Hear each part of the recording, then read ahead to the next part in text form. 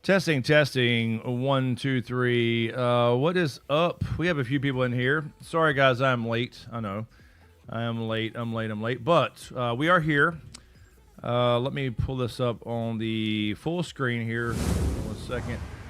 And then we'll switch it over. Hold on. I got to get this camera fixed a little bit there.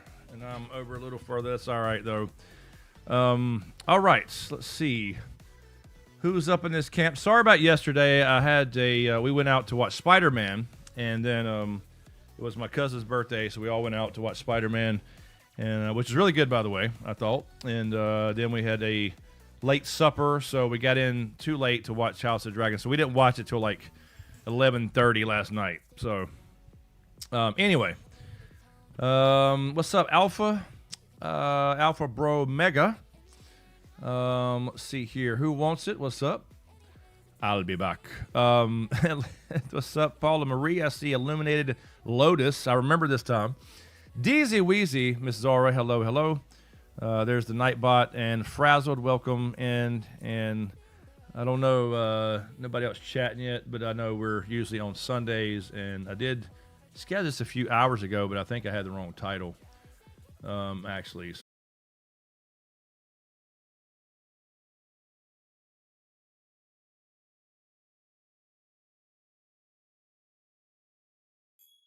All right. Are we back? Hold on. Go back to full screen here. I think we're back. Sorry, y'all. I don't know what the hell that was. Let me know if you can hear me okay and we're in the same actual stream. I think we are. I think I made it back in time. All right. Are we back? Yes, okay, we are. Okay, sorry. You'll hear me talking again. I don't know what the hell that was. I mean, literally just a crash. I can't catch a fucking break today. I just can't. Sorry about that. Okay, we are good. I think we're good. Let me know that you can hear me okay. I don't know what the hell I was just started there with the music, and I knew, and then everything locked up. Okay. On and clicking. I think we're good. I don't know what the fuck that was. Sorry. It's just, this ain't going well today. I'm telling you. Anyway, all right, let me see. Let me actually grab this chat. Hold on 1 second. Let me pop that out again and get rid of this one and pull this one over here. Okay, I think at least we got it back in time to get the same actual link and not the new, like it creates a new one sometimes. Live chat. All right, welcome in. There's Raina. Sorry about that, y'all. Raina, Janice is up in the building. Dean Chase, what's up?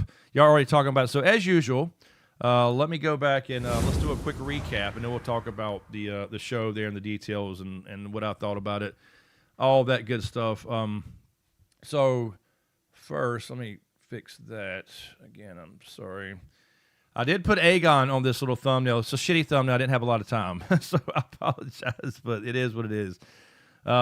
Anyway, because that was, I mean, I love the scene, right? We'll talk about it more in a second, but I love the scene, but it was written dumb, and I'll explain what I mean by that in a minute. But I did like the Aegon scene, but as far as the episode overall, you know, they're all like kind of to me now because it's just so different, and they're kind of doing their own thing, which again, that's fine. It doesn't matter. I'm not some fucking book purist, you know, who's gonna complain about every little thing, but you know, it had its moments, and like I said before, you know, I think we all kind of cheered for Aegon right there. I'm telling you.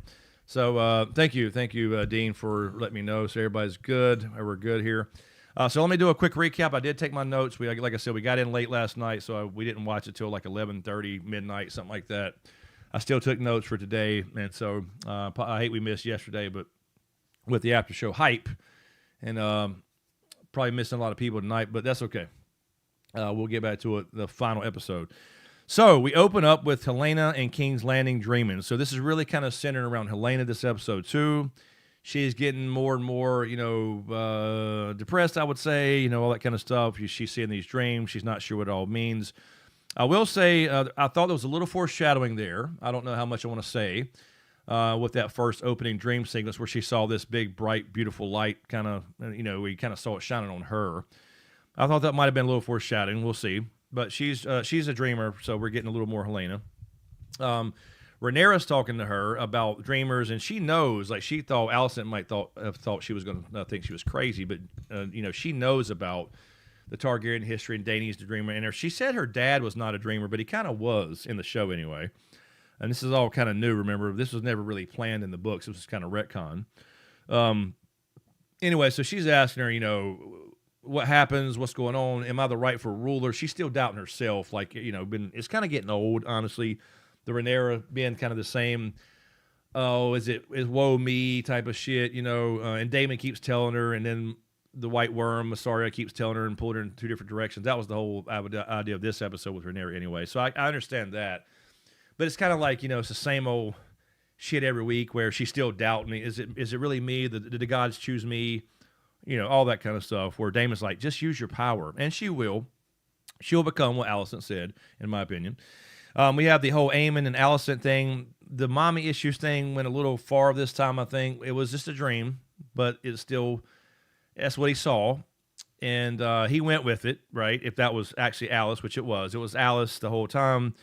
And she said, I'm going to give you a son. And then all of a sudden it was Alice on top of him. And all of a sudden, he was like, what the hell? And then he goes out of the room, kind of freaked out about it. And he sees real Alicent that does show up with the King's Guard, or Queen's Guard, I should say.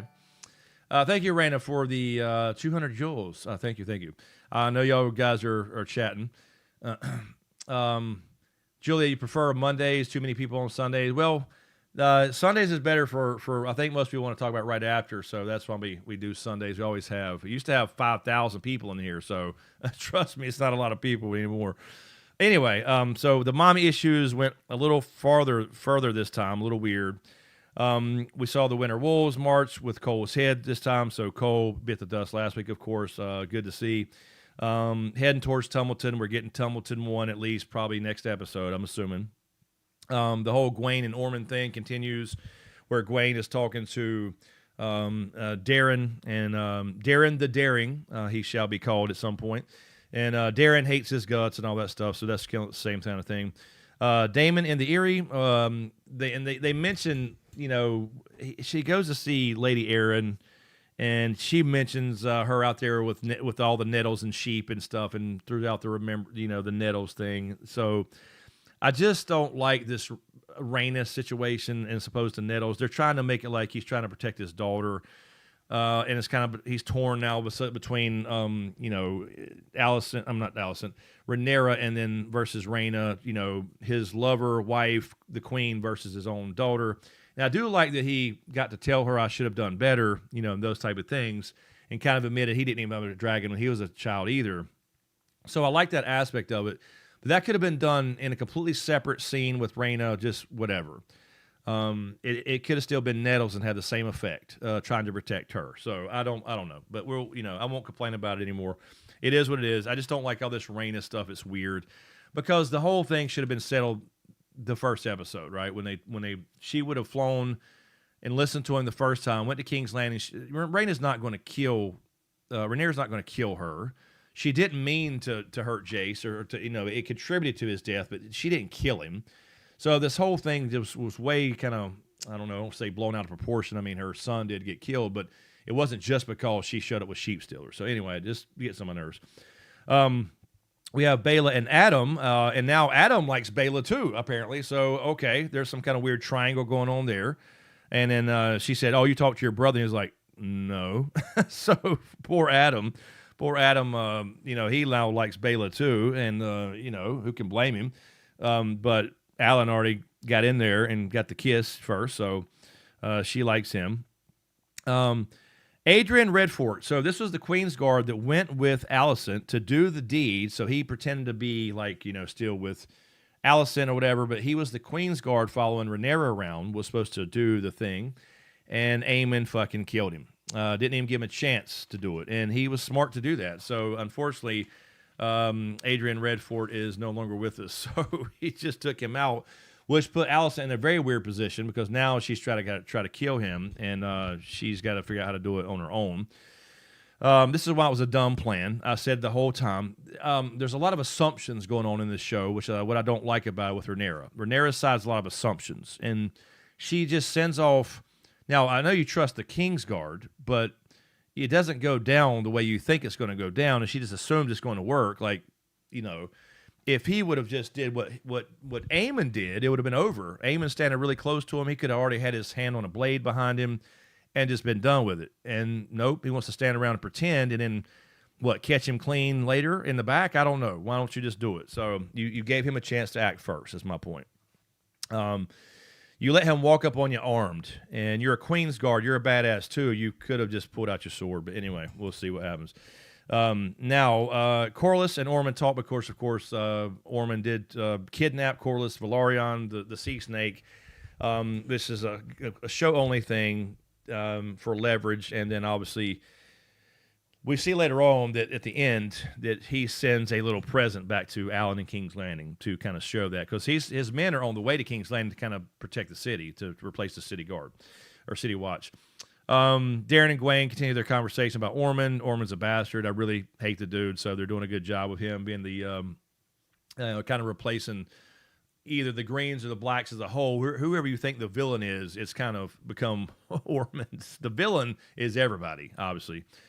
Mysaria, it's just, okay, I just got to say really quick, I'm just kind of over her in the show. Just my opinion. She's just getting on my nerves. She has no reason to be here anymore. Just get rid of her or have her in the background as a character. This thing between her and Daemon, it doesn't really matter anymore. We're getting past all that, and it's kind of like they're just doing it for the relationship at this point. I'm kind of over her. And her weird accent that keeps changing. They never should have. It was just the wrong casting for her anyway, but that's what they chose with this, which is fine. But now it's kind of getting, oh, God, Daemon's so horrible, Daemon this and Daemon that, and she's kind of like, now also lying to her, right? And out, to be fair, Rhaenyra calls her out on that and then ends up banging her. So I'm not sure how that happens. It's just they have to throw that stuff in the show, and that's what gets on my nerves about it. There's no need for that at all, but they're just going to do it to be doing it. So I'm kind of over Mysaria, the character in the show anyway. So just running her mouth about Daemon all the time, and she's the one who used to hang out with Daemon. She knows Daemon will do bad things, but she also knows that he's also kind of a good dude at heart, and he's still loyal to Rhaenyra. It's just literally just for the drama, and you can kind of see through it in the way I don't know, it's very fucking weird. Anyway, Alicent and Aemon, again with Alice, they're having supper there in Harrenhal, and the first thing I said was, who the hell is fixing the food? Because there's nobody there. There's no service. It does show when she says we're out of wood that, Aemon is out there chopping wood. So kudos to Aemon, at least, for chopping his own fucking wood, not being, not having service there doing it. So anyway, they're and then, Alice is like, don't want his mom there. He's got mommy issues, clearly.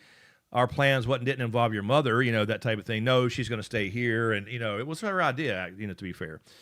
Julia Mysaria, she's horrible. She is not good. Not a good actress. I mean, yeah.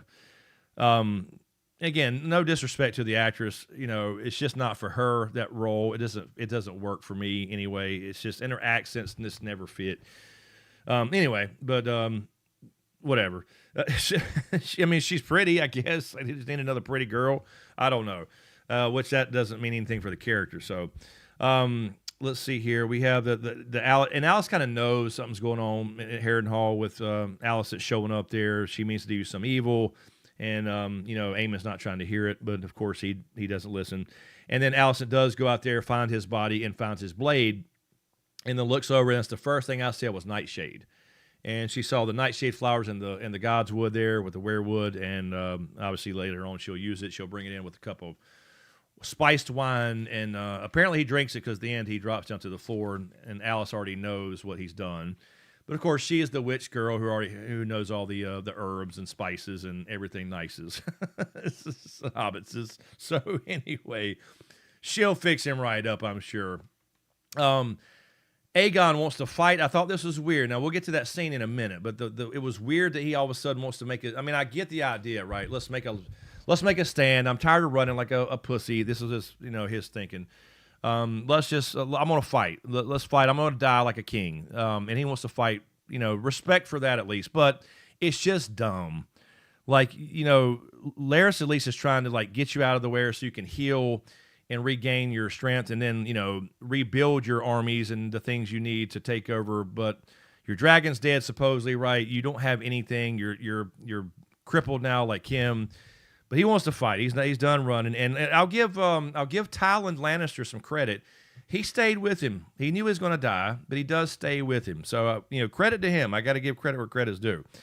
So he also make his last stand at Rook's Rest. Daemon and Rhaenyra, again, Daemon, they talk about it. He does feel bad. He tries to explain, listen, I'm trying to protect you, but I want to protect my daughter. The whole thing, they have a conversation. And Rhaenyra knows that she didn't do it he didn't do it out of malice towards her, but Masara keeps using that shit. It's like it was his daughter. And then we have the big dragon fight. So Daemon and Rhaenyra show up, or she shows up, right? After Daemon is talking to Rhaena with Sheep Stealer, her and Adam show up just out of the blue, and boom, we have a fucking dragon fight. 3-on-1. Poor Sheep Stealer got tore up pretty good. Cyrax got tore up pretty good too. She didn't really see any. I guess she was okay, but that was just kind of out of the blue there. And again, it was kind of cool to see, but you don't want to see as far as the what they're trying to do. I get what they're trying to do there, but it's just weird because, like she said, who do you think I am? You think I'm a monster or whatever? And it's like, why hide this? But Daemon, to be fair, did try to get her to come back. So the dragon fight itself was cool to see, but of course you hate to see dragons get hurt because in the end they're the victims here. This whole family's crazy. But so we had a pretty cool dragon fight on the ground. So poor Sheep Stealer does limp off. I don't think he's dead or anything because again, if they follow the show or the book to that degree, then eventually Rhaena will end up just wondering. They've already kind of mentioned this too, like. There's already people talking about the fire witch or whatever she said in the mountain. So she's been living out here already. So if it goes like it should, then she'll end up being out there with her dragon anyway. So we'll see what happens. Very minor spoiler there, but for the book. Let's see here. So dragon fights, and then let's see here. Let's see. Oh, yeah. Aemon does admit back at Harrenhal to his mom, Alicent, that he did try to kill Aegon. And she kind of had the shock look for just a second, but then kind of played it off. And she's like, I know. And she kind of did. It just kind of confirmed it. And then gives him the wine, obviously, with the nightshade in it. Daemon does apologize to Rhaena, to Rhaenyra, talking about Rhaena. And then Rhaena and Baela have a little scene there as well with sisters. They're kind of reunited as well. Alan receives that finger we was talking about for Corlys's finger. So Corlys did lose a finger, apparently, not just the ring. And then Alicent tries to leave. He's obviously been poisoned, and she tries to leave. And again, this is the kind of stuff that bugs me. She's left and doesn't know if it's happened. She's going to go, and she's going to get word back to Rhaenyra. Somehow she'll make it back to King's Landing and tell her that Aemon's dead and just assume that he is. And this is what bugs me about this show. Everybody's assuming everything. We didn't see him. You didn't watch him drop to the floor and die. You just left him after he drank a little bit or whatever it is, and you just ran and never saw him stumble out or whatever. I mean, I don't know why you would. I don't know. You know what I mean? If that makes sense. I hope that makes sense with the assumptions. They're a little of assuming. So... Anyway, we got so she tries to leave. Helena keeps dreaming. We see her dreaming that she's having a baby. We see the dragon pit with her actually on Dreamfire. So the first time we've seen Dreamfire this show, which was very cool to see. I don't think we're going to see any more of Dreamfire, honestly. She's not really a dragon rider in this show. She is, but she's not as far as like in the war, obviously. But that at least we got to see him or see her. For a moment. And again, Dreamfire is the dragon that lays the clutch of eggs that becomes Dany's eggs. So keep that in mind. We got the ones we saw last week from Harrenhal. So there's 5 Dreamfire clutch eggs there with Aemond and Alice. So And then we see the winter storm, obviously the White Walkers, in the future, 100 years or whatever. So that's what that was, I'm assuming. It just showed her, with her chickens, which I thought was cool just to see somebody regular, like a regular farm with chickens. And then we saw the winter storm come blowing in, so I'm assuming they referred to that. Massaria and Rhaenyra, they have to be gay, so they have their little love scene after she goes in there and tells her, which is fine, but it's the only reason for it, because they're talking. She goes in there saying, "Listen, you're trying to shape me to your will as well, just like you're telling me Daemon is all the time." And then instead of like finishing that conversation, they just make out and go at it, I guess. So I don't know. It's very weird. They consummate their relationship. Then you have the Aegon and Tylan thing, and this is this is what I mean about the episode, or I'll talk about that in a second. Aegon and Tylan, they're making their last stand, 2 against fucking 1,000, right? Which is just stupid. But Rook's Rest, the army comes walking in, and then Sunfire is back. Returned from the dead, Sunfire is alive, as we all thought. Excuse me. We all thought that he would be alive because, again, kind of if you're going to follow the book in any way, shape, or form, you've got to have Sunfire for later. And some of you guys know what I'm talking about. And let me grab this real quick. Hold on 1 second.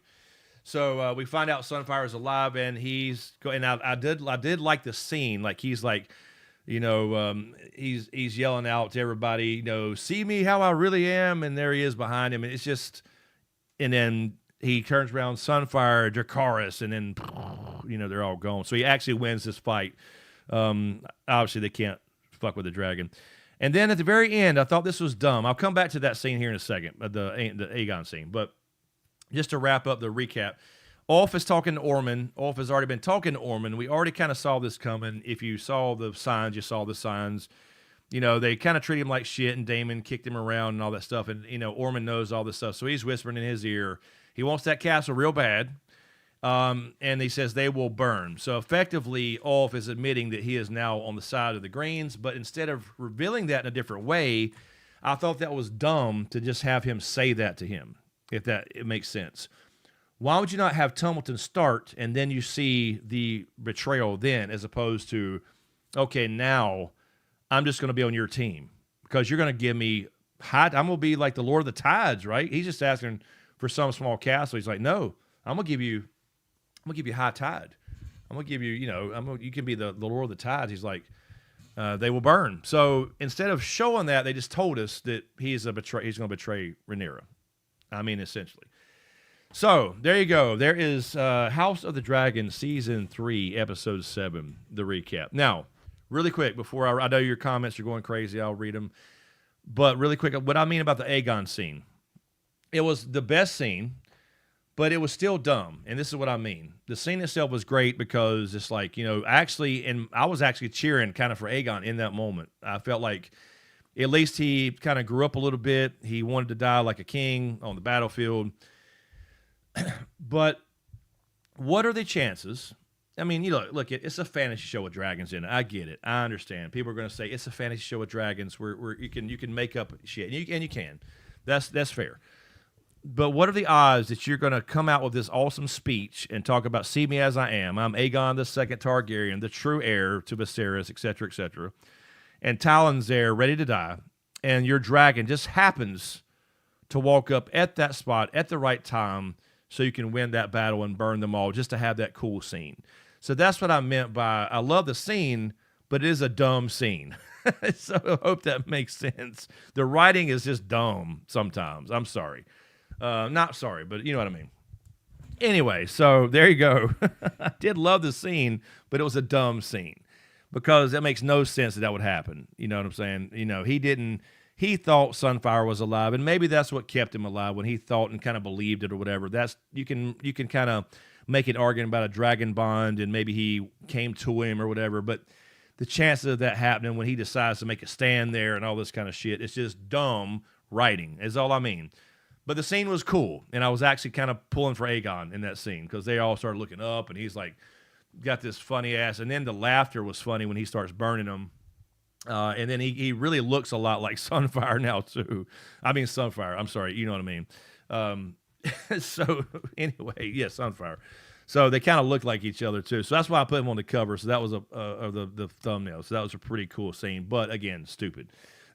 So at the same time, anyway, there you go. Twinsies, exactly. So there we go. What's up, Adam? How you doing, man?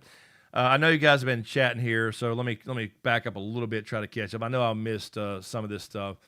Alpha Omega, she is fucking killing me. Yeah, Masari, I think you're talking about.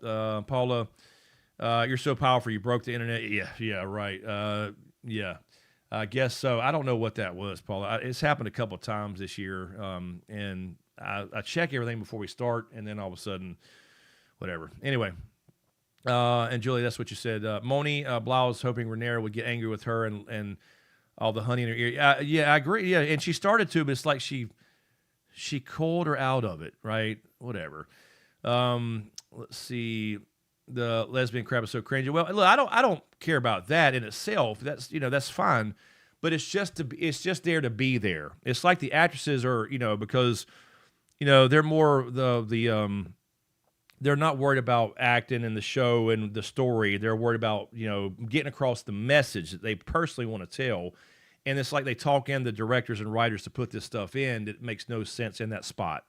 You know what I mean? I don't care. We've already seen them have a relationship. Damon has other relationships, like with Nettles, for example, supposedly. That's fine in and of itself, but it's just made for that just to be, it's exactly what it's for. That's the only reason. So, anyway, whatever. It's just I'm just kind of over Massaria. Dean Chase saying the same thing. George Frazzle has not made any comments, and that's really, really, the silence is deafening. And it's what I said before. He has not made a single comment about this show this year. Nothing, not a word, unless something happened like today. I did see somebody, let me double check while we're talking about that. Let me just see, not a blog. And see, because we checked last time. I don't think there's anything though. Let's see. German's been solid. I'm hoping this is good news for a while. In the long run, we need it in this Christmas. What do you mean, wow? World of Warcraft? What? I'm kidding. No. Well, we're not getting Wins the Winner either. That's not going to happen. He is done. He's done with this whole thing. He's writing the next Duncan Egg novella. He's not writing Wins the Winner. So you can kind of forget that now. He's ready to get episodes. He wants to make sure that they have the material to do 4 seasons of A Night of the Seven Kingdoms. So there you go. He's already mentioned that. So okay. Let's see. He has a new blog post up. We'll go over that in a second. Let's see if he mentions that. We'll talk about that in a second. So he does have a new one as of today. So something did happen today. Let's read it in a minute. We'll pull it up on the screen and read it together. Let's see here. Diane Harris, sometimes I think they're trying to combine the characters of Shay and Varys. Pretty much. Yep, exactly. Well, it kind of is. That's kind of what she is, actually, as the Mistress of Whispers, which is fine, but it's just not, she's just not working for this show. Dean Littlefinger would eat Mysterio bullshit up. Yeah, she she started out kind of cool in season 1.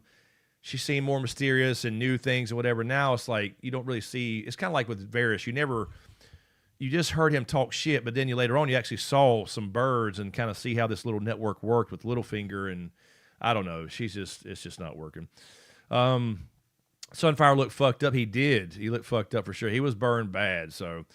Moni and Sunshine, the mommy loving, it was a good switcheroo. It was. Yeah, I was like, oh shit, they're not really going with that for real. And then, okay. And once she said, I'll give you a son, I said, no, that's Alice. She's just seeing things. So that's what happened. But yeah, a little crazy to see. Let's see here. Dragon fight was great, says Moni. Diane, I hate what happens to Sheepsdale. He was dragged into this. Yeah, he was. It's kind of exactly what happened. Alpha, I'm not sure if the incest is more off-putting than unattractive lesbians. No, I'm sorry. That's just funny the way you type that. No, I don't. It doesn't matter to me. It's just, that's what I mean. It's just active. It's just very weird. It doesn't fit. No, I mean it doesn't fit right there. They had their kiss last year. Everybody knows that. That's fine, but it doesn't fit right there at all. It's so forced. There's no. like she came in to berate her and tell her and put her in her place. And what? Okay. Let's see here. And her words were stupid. It wasn't like it was like some well thought out thing where is Rhaenyra that dumb? No, but she convinced her everything's cool. Let's see. Who wants it? Oh my God. The Allison scene gave me the creeps. It was weird. Aemon was just, pissed it wasn't his mom. It's too much. We get the point. Targs want their mother love. I don't know if that means they want the bang mom. No, I don't know. Yeah. He's also struggling with that too, which is why but yeah, he did go with it a little bit, so it's a little odd. And the writers, I don't know, people are weird, man. Let's see, Moni, exactly. The first rule of an assassin: check there is no pulse before departure. That's what I mean. There's a lot of assumptions. Moni, Helena is my I like Helena also. I think she's awesome for real. She's one of my favorite characters in this show for sure. Dreamfire looks great too. I agree, but I think that's all we get to see, unfortunately. I mean, we may see Dreamfire later, but not with anyway, I won't say anything. Just in case. Who wants it? I'm curious where Chris's mind goes during that eclipse scene. He still has the best Song of Fire endgame theories to get little clues on what causes a long night. I have a bunch of old school videos on that stuff about what caused all this, and I think my first thought was, listen, the White Walkers are ancient. The Night King has been around for thousands of years. I'm tired of hearing the bullshit about Aemon is the Night King or Bran is the Night King. No, he's fucking not. Stop it. If you really believe those type of things, it's one thing to say, oh, that's kind of cool. Bran going back in time, becoming, whatever. I get all that. No. Something triggered him to start coming back in the Game of Thrones time period, and I think it had to do with Jon and Dany being born, right? The prince that was promised thing. You could argue both the prince that were promised, or the Azor Ahai, the whole thing. Well, not to get onto the book stuff, but anyway. But I think that's what triggered. Now the original Long Night that we heard about in old Nan's stories, of course, we don't really know. That's so long ago. But it seemed to be during a time period where there was another quote-unquote Azor Ahai, right? Another warrior who went up there with a broken sword that we heard about. So, Diane, Aegon and Sunfire really linked, walking wounded and scarred on the right. Yeah, no, exactly. They purposely did that, and you saw that side of his face exactly just like you saw Aegon. So it was like I said, it was a very cool scene. It was just a dumb scene. So anyway. I think we're kind of caught up here a little bit. Let's see. Leave it to me to love the dumb scene. No, Mona, I loved it too. That's what I'm saying. Aegon's winning me back. I didn't feel this way reading the book. Yeah, no, I agree. I do. I will say for sure that I like the last couple episodes. I like him a lot more because he's kind of growing up a little bit. It took all this shit to happen, unfortunately, but anyway. It's not so black and white with blacks are good and greens are bad, or however you see it. They're both good and bad and doing stupid shit. So, Deezy Weezy. So, in the books there, Sunfire was just burnt, but just stayed there. But they knew he was alive, and they brought him food, I believe, if I remember correctly. They started bringing him. He couldn't do anything, couldn't fly for a while, so he just kind of laid there and healed. But he was just there. They knew it. It wasn't some big mystery where they go searching for his body and find a dead dragon who's rotten almost, and then just something magically wakes up. But I don't know. I don't know why they did this. That's what I mean. This is what I meant about the dumb scene. Have him stay alive where he's alive but weak and can't do anything. It's the same exact situation. So but they wanted to make us. They did it all for this exact scene where he's all of a sudden walking up behind Aegon as he's giving his speech. So that's why they did it. So. Who wants it? What you're saying makes sense. Dragon showing was silly. They gave us the hint that show had a pulse. Yeah, no, that's what I mean. Like I said, I like it was a cool scene, but it just does. Come on, man. And Adam, you're saying what we were saying. I don't care about it if it's fantasy. I love that actor, but the scene was corny. Yeah, that's what I mean. Corny, but good. You know what I mean? At the same time. Signal, what's up, man? You're answering Zora there. Sunfire was just injured in the Battle of Rook's Rest. He was dead on the battlefield. He recovered. Yep, exactly. There you go. Let's see. Tact. Aegon looked confused and pissed. Loras left him. Loras is in trouble. No, I don't know. I think he kind of told him just leave. I don't know. He's not surprised by it. He can't, and he wouldn't be able to do anything. So yeah. So we'll see. Yeah, that's a good question though. Will we see Laris Clubfoot again? Will we see the Clubfoot again? I think so. I think we'll get. We'll see what happens to him.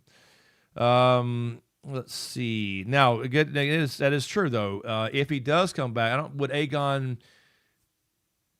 have him killed or punished or whatever for leaving him? I don't know, because he kind of told him to. We'll see. Kara, crazy. I think it does show his growth as a character when he chooses to die with honor, his own a bit an effed up version of it. Then he's saved by his magic pet, justifying his own ego. Yeah, no, I agree 100%. That's what I like about it, is at least he did want to do that. It's honorable, and he's not honorable, and he's all of a sudden got a little bit of honor. And I got to say, because Laris told him the truth, Laris told him, you're not a good person. And he respected that. So anyway,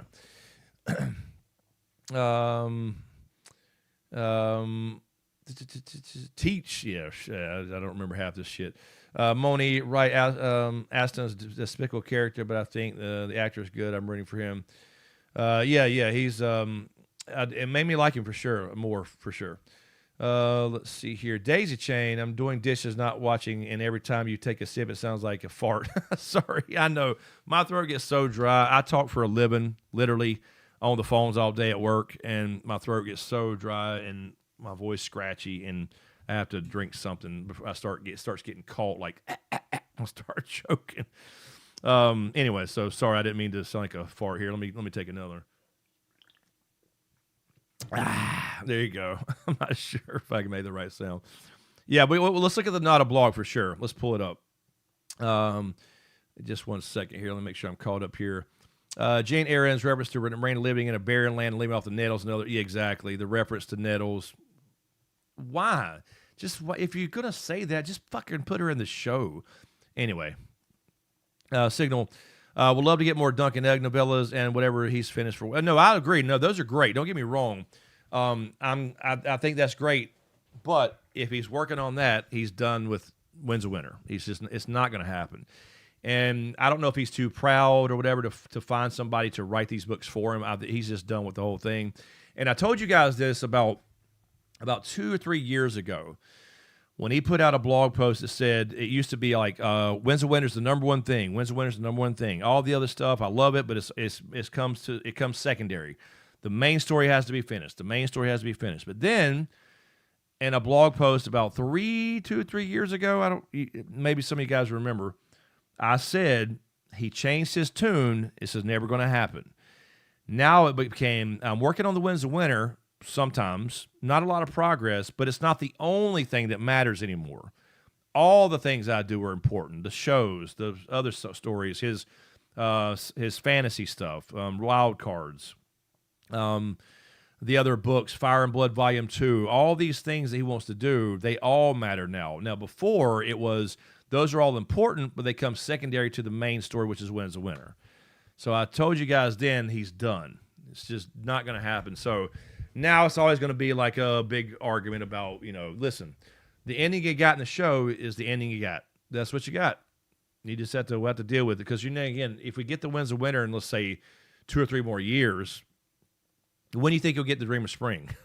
You know what I'm saying? To get the closing. So, anyway. And again, I'll repeat this again. I saw a bunch of people talking about this new Mad King, play. And there's some revelations in there that may or may not be canon. It may be just canon for that particular play. Like, for example, I heard that Aegon was not Jon's name in the play. That doesn't mean it's wrong in the show, because that is his name. And the reason is because even though Rhaegar had a son named Aegon already, he is presumed dead, right? Even if Aegon is the real Aegon, he's still presumed dead. Rhaegar and Lyanna were both infatuated with prophecy, so they named Jon Aegon because that Aegon name was important to the prophecy he heard about as a child for the prince that was promised. So yes, it sounds dumb when you think about it, but think about it that way. His son dies, but you still believe in the prophecy. Your new wife also believes in the prophecy, so she names John Aegon on purpose to replace that Aegon, if that makes sense. So anyway, the point of that being is you're going to have these different things from show versus book versus versus the plays, that come out. But the main beats, again, I've played that interview 1 billion times on videos. That interview still says, he says himself, I don't think Dan and Dave's ending will be that different from mine because of those conversations. Now, again, he said there'll be a lot of differences in all the side characters because there's side characters that don't exist in the show and vice versa. So, yes, that will be different for sure. A lot of stuff in Dorne going on, lots of other characters. Some people will live, some people will die. But the main beats, that's your ending. That's just the way it is. Let's see. They all jumped on Sheep Stealer. I felt bad for Sheep Stealer for sure. Fraz, people say, well, the book is biased, and from the second party perspective, when the second party story is much better than the actual event, we have a problem because it's not necessary. Exactly. Renee called her boys, so they jumped Sheep Stealer. Yep, exactly. Let's see here. Let's see.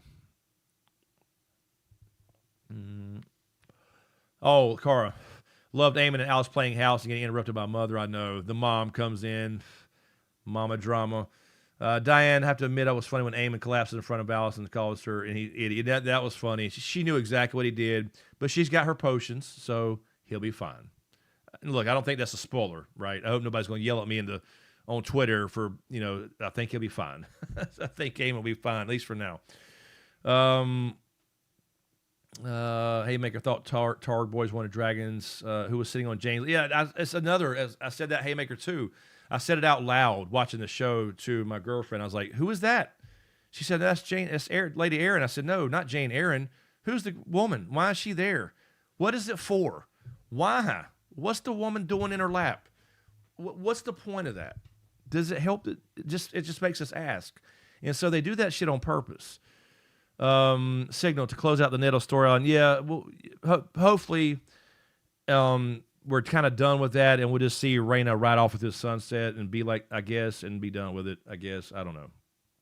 Trojan, which is Slope, a Dragon Raised by Wolves, parts 1 through 4. Well, I think 1 through 5, Slope. Remember, 1 through 5. We have to do 6, remember. Dragon Raised by Wolf. Those are fun. Those are fun to do. I'd have to go back and research those again and remember everything because I had an ending lined up like perfectly, man. I'm telling you. Those are fun. Dreamfire got that redesign. Yep, a little bit. But I think probably won't see them again. Let's see here. And we'll pull up, let's pull up this blog. Let's see here. Haymaker RP Vinny Pastor. Oh, shit. Vinny died? Oh, damn, man. It's been a crazy year for that. Yeah, RIP, man. Hibernating Reptile, something like that. Cara. Yeah, that's fine. Like I said, it's not a big deal. Like I said, it's not a big deal to me. Like, if you want to have him, like, I think it was, actually kind of cool if they had it where he's kind of like in a, real bad state, but it took Aegon's touch or his connection there with him or something. But it was all to set up this, which, again, there's just a lot of chance stuff that happens in this show and a lot of assumptions. And I don't like a bunch of chance stuff. Now, you don't have to have every plan work out perfectly, right? There's going to be stuff that doesn't work, but at least have a plan. And for him just to walk up behind him at the right time is just crazy. But again, love the actual scene. Let's see. I bet Alicent meets Larys on the road. No, that's a good idea, Haymaker. That could happen for sure. Daisy Chain, Larys and Alicent meet up on the King's Road anywhere. I don't know my geography. Yeah, no, they could. Alicent and yeah, they could. That's a good idea actually. Yeah, that would actually work. More foot fetish for sure. No, she would absolutely need him, and he would do everything for her, obviously, because she's got feet. So, I predicted Future Boy. I'm sorry. I predicted Larys will survive and do a Keezer Soze and walk away without the limp. Oh, walk away without the limp. There you go. Not just faking it the whole time. Nah, it's turned in. I think he's going to limp. But no, I think you're right though. We'll see him again. We'll see what happens. Lady Jane, it was, yeah, that's what I mean. It's like little stuff like that. And most people probably wouldn't even bat an eye about it. Like, but why? It's just little things like that I noticed, like, what the fuck, man? Let's see. Kay Triums, I'm sorry. You're saying, and Jessamine will be related to Adrian, who got killed by Amond. Who? Wait, what? Explain what I'm talking about. All right, Diane, have a good one. Good night to you as well. Thanks for hanging out for it with us. All right, let's pull this up. Larry said this pimp walk. Let's pull this up here. Let me move you guys over here for a second. Let me move the chat over here for a second because y'all can still chat with me. Let's read this not a blog post here together. Let's share the screen here. Hold on a second for me. I've got to get y'all back over here, and so I can read the chat there. Oops, nope, not there. And we will share the screen here. Go over this not a blog post. I've not read this. I just saw the reason I thought there might be something because I saw a link earlier, and it was just a very quick little thing when I was scrolling past, closing some notification. And I thought I saw something about not a blog. So I just had an idea that maybe there was an update, and damn sure there was. So my eyes did not deceive me. Let me put this on here. Let's read this and see what's going on. Let me turn on the capture here. I'm not prepared. Let me turn on the display. All right, this is George R. R. Martin, not a blog. The first time we've seen one in quite a while here. Let's read this together. And see what we say. Let's see if we get any news. Not a blog. Better late than never. August the 3rd. So today at 3:13 or 3:16. I'm sorry. I guess I don't know if he's in the. Is he in? I don't know if he is. Is he in West Coast time? I guess he is. Depending on if he's in town or not. Okay. Remember me? It's been a while. I know. My last blog post went up here on February 19th. The post that came after were made by the Mighty Minions. Okay. I'm lucky enough to have a great staff of assistants, even though with their help, I kept falling further and further behind. So now he's behind on blog posts too. Just stop. That's fine, George. The less you talk on here, the more you're writing. This year has been stressful, to say the least. So much has been happening. It's been overwhelming. Some great things, exciting things, dreams coming true. But there have been nightmares too. I have lost friends, battled sadness and depression. The worst may be yet to come. I turned 77 last September, and I tell you, getting old is no fun, but there have been amazing times as well. 77. Okay. My dad is 77. So he is my dad's age then. So they are almost, I think, or my dad might be 76. I think he's 77. Okay. I support that it's just life. Of course, I knew that. If you've read my stories, you know that. So much to post about. I will try to catch up some, and my minions will help, but my posts are likely to be short and rushed. One highlight you may already know: Emmy finalists for 2026 have been announced, and A Night of the Seven Kingdoms nabbed 9 nominations. Yes, 9, not damn, including the big one, Best Drama. Okay, nice. So Night of the Seven Kingdoms, 9 nominations and Best Drama. Okay, very cool. So that's cool. And this is the last day. The award ceremony will be Monday, September 14th at the Peacock Theater in Los Angeles. I hope to attend, but that depends on, a lot of things. Sounds like he's got some health issues or something. I don't know. Y'all getting that vibe from this? Quote, or in parentheses, I'm proud of our team and I hope we take home a few of the statues, but I'll confess I was hoping we get a few of the acting nominations as well, but there's always next year. And then that's it. That's a pretty short one. He said short, sweet, but he said his minions may have some updates coming as well. So I don't think his minions are going to mention the Winds of Winter. Notice no mention of the Winds of Winter and no mention of House of the Dragon. There you go. That's it. The last one was July, and that was the calendar. That wasn't by him. That was the Ice and Fire calendar for the year. So there you go. Mad King tickets. Yep. So that's it. There you go. And see, I think that speaks volumes. I think it speaks volumes right there. No mention, not a single mention of Winds of Winter or House of the Dragon. He hates this show. Him and Ryan Condal had this weird falling out and whatever because they wouldn't listen to him, and there you go. I think that speaks volumes. So there's your update. Not a single fucking word. That's the update. So... we're talking about, I'm sorry, Kay Trilliums. The woman with Jane was Jessamine Redford. I think who would be related to Adrian, who got killed. Right, I know what you're saying. Jessamine is Jane's companion in the book, right? But I'm just saying, like, there's no context there, right? I guess, like, if you mentioned her name, like you're saying, you could be right. You probably are. But if you mentioned her name, and then we kind of already knew from, Adrian, who's going to, it's like it wasn't connected. If we know Adrian Redfort, the Queen's Guard, is going to Harrenhal, at least mention that so we kind of know there's a connection there. Otherwise, it just looks like it did. Stupid. Just like there's just a random girl sitting in her lap. So, I don't know, whatever. So, yeah, it's just there. It's just no reason for it. You know what I mean? A strong pan too. Let's see here. He lives in Santa Fe. Yeah, correct. I don't know what time. Is that Pacific, or that's one over Mountain Time, I guess? But yeah, that depends on where he posted that from. That's what I was saying, because sometimes he's traveling when he makes those updates. Jace was he was a strong boy. He was. Moni, like my Grammy, and now folks always saying old age is not for sissies. Oh God, I've heard that a million times, and now I'm starting to say it. Haymaker, thank you for the 100 jewels, by the way. Thank you, sir. I appreciate when you guys give me jewels and super chats and donos and the whole thing. It's really really helps out a lot for sure. You have no idea. And those of you guys on Patreon. Oh, by the way, Patreon people, and Randy, if you watch this back, Randy Suimatsu, I know. We finally got a new headset. I told you guys the reactions were delayed for Patreon and channel memberships. We're going to do, again, some reactions, but I had to get another headset with a wire like this one, so me and Jan can split the audio and watch it here properly and record it properly. So that's why we have not done it yet, but I did get another headset, so we found one that we actually had. I went and bought one and took it back because we found one that we had with the right connection.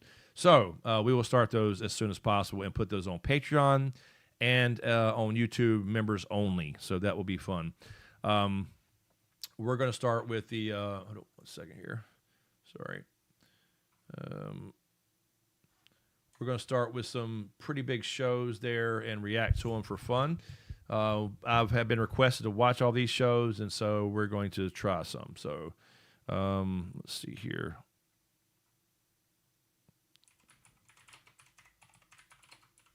1 second, sorry.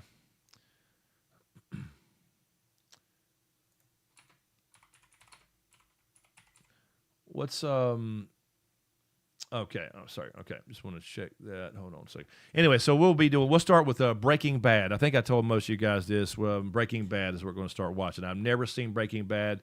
We're going to start that. We may start this week or something like that now that we got everything we need. So that was delayed because we actually set up the thing. We're going to, hey, let's go record a couple episodes and we'll put it on YouTube and Patreon. And I got up here and I was like, wait a minute.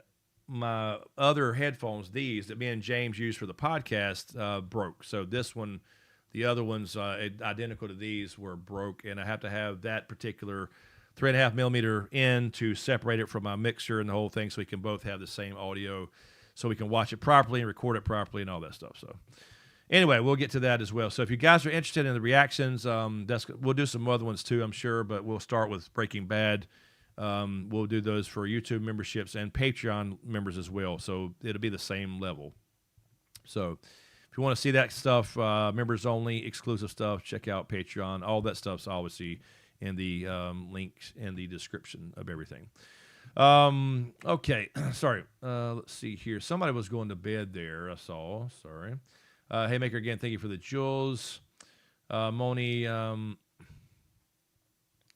Moni, what he doesn't say says everything exactly. Future Boy, what's up? Dreams come true. A nod to Dream of Spring.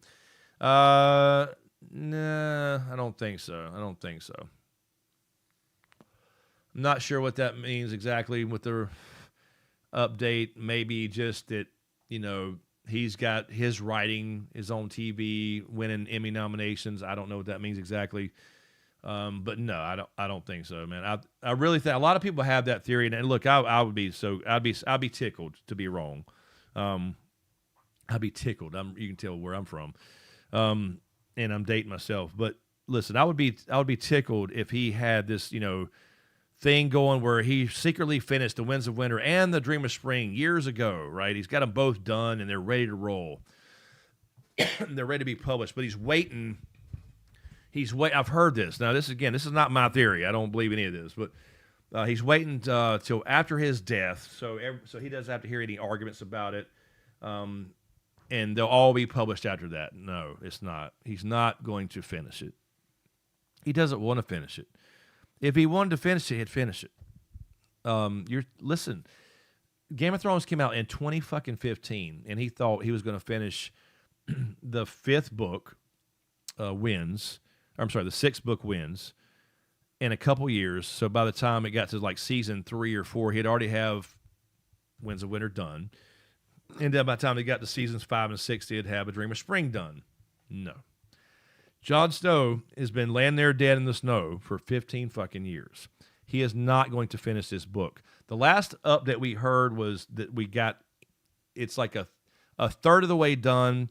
Maybe we heard an update about 3/4 of the way, but and believe me, the third that was done was most of what was left over from A Dance with Dragons. So he took a lot of leftover material from there and moved it over to the following book. That's why there's going to be 2 more books, right? So I'm telling you, it's just not going to happen. Just accept it. So anyway, Alpha, good night, man. Have a good one. I know you got to sleep. I agree. I know what you're saying. Let's see.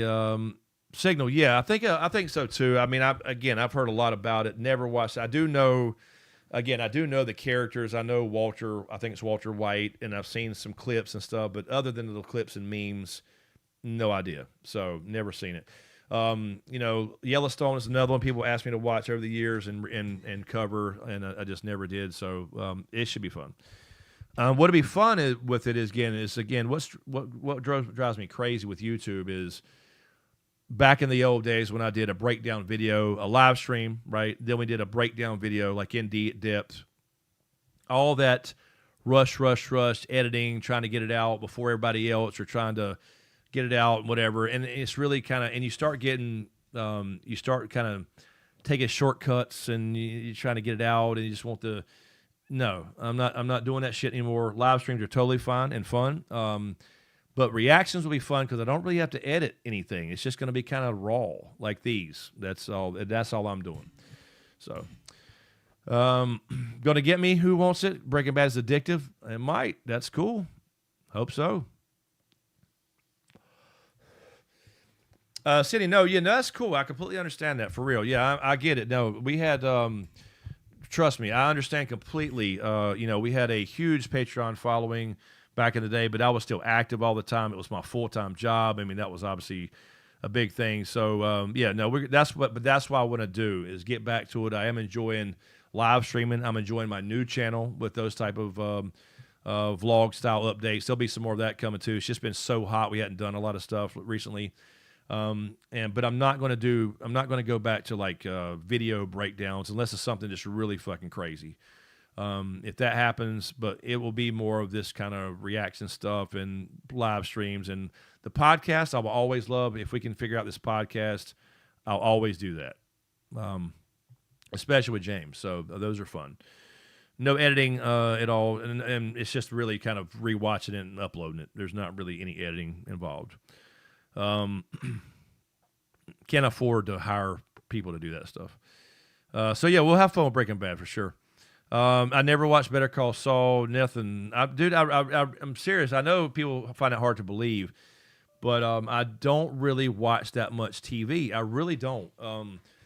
I watch more reality stuff and documentaries and all that, but I have to when I get into something like Game of Thrones, which is going to be, it's still the best show ever, right? It is. It's just always will be. There's nothing ever going to touch it, in my opinion. Once I get into that stuff, I'm really into it, right? Then I would have fun talking about it. That's the way I feel about more Tolkien again, like I used to back in the day. I've kind of fallen in love with Tolkien all over again in the last 5-6 years. as I've reread Lord of the Rings and rewatched all the movies several different times and reread the Silmarillion and all that stuff. You know, Tolkien is just fucking fantastic. And he's the reason why we have Ice and Fire and all these other great fantasy stories. And but you just can't beat that. You can't beat the original, the OG, and the world's so huge. And he finished his books, by the way, and he had all this extra stuff and, you know, all the things. So, anyway.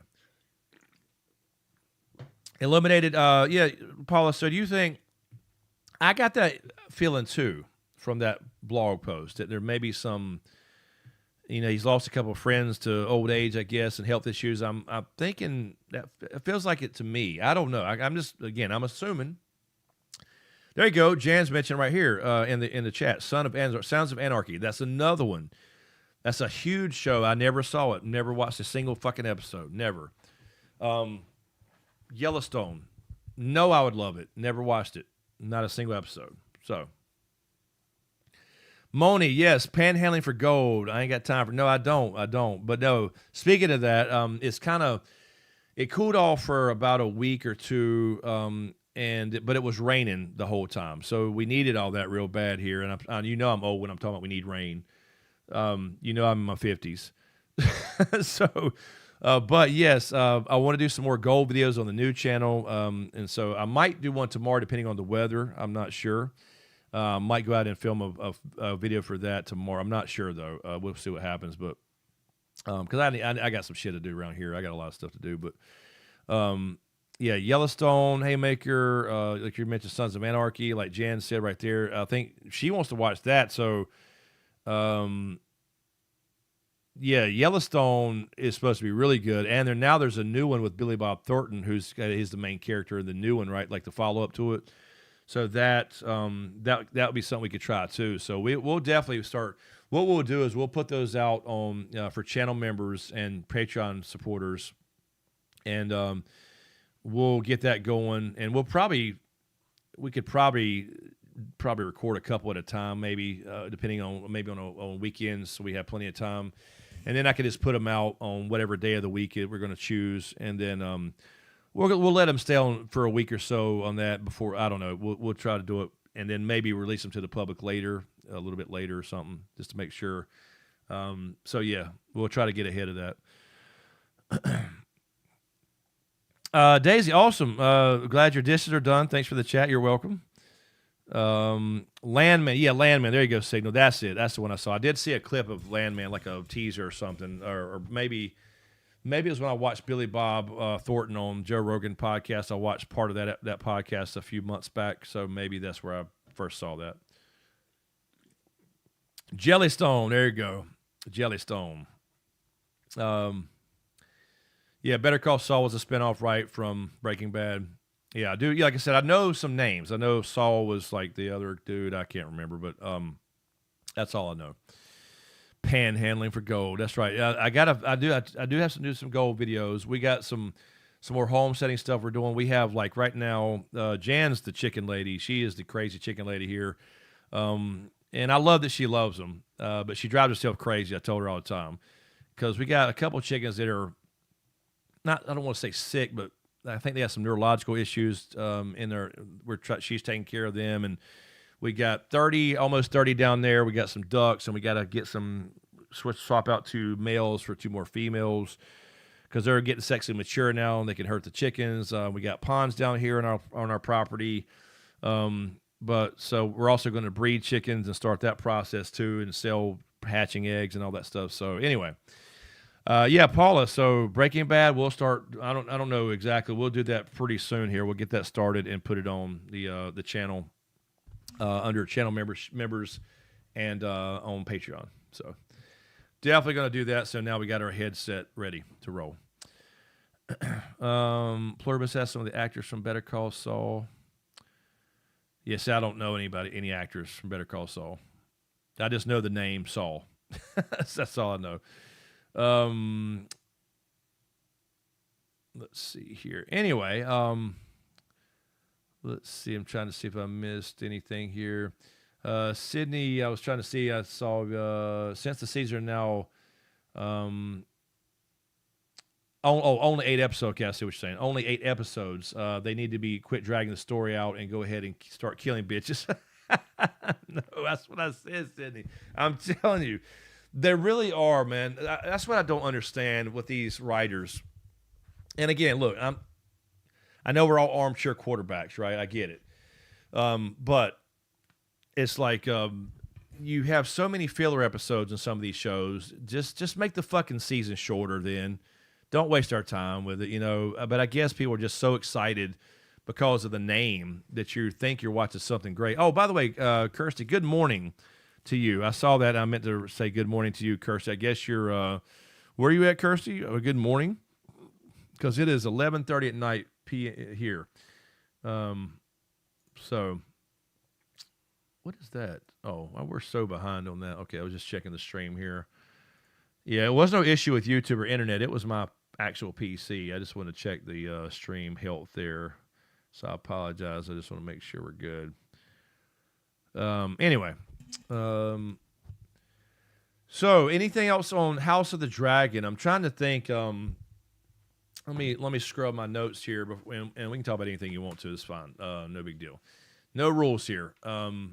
But really liking Helena. I don't know. A lot of you guys know what's coming. But really liking Helena a lot more. So you're kind of seeing more. And by the way, I did actually last night, since I had some extra time, we did watch the intro. We did see how that changed because we saw Sir Crispy's death in her knitting, not knitting, cross stitching. Cross stitching is what it's called. Damn it. We did see Sir Kirsten Cole with the 3 arrows, the arrow to the face in her cross stitching. So they are updating that. That's pretty cool. The intro, but yeah, I mean, it's just kind of getting a little bit old with the Rhaenyra versus Daemon versus Mysaria thing. It's just kind of getting tired. Mysaria herself gets on my nerves for some reason now. She's just irking me more and more. And fucking hate Ormond.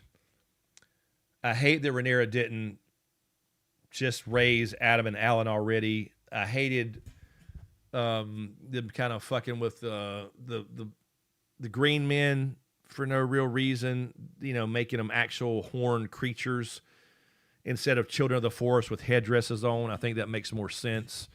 You don't need actual fucking creatures with horns. That bothered me a little bit for some reason. I don't know.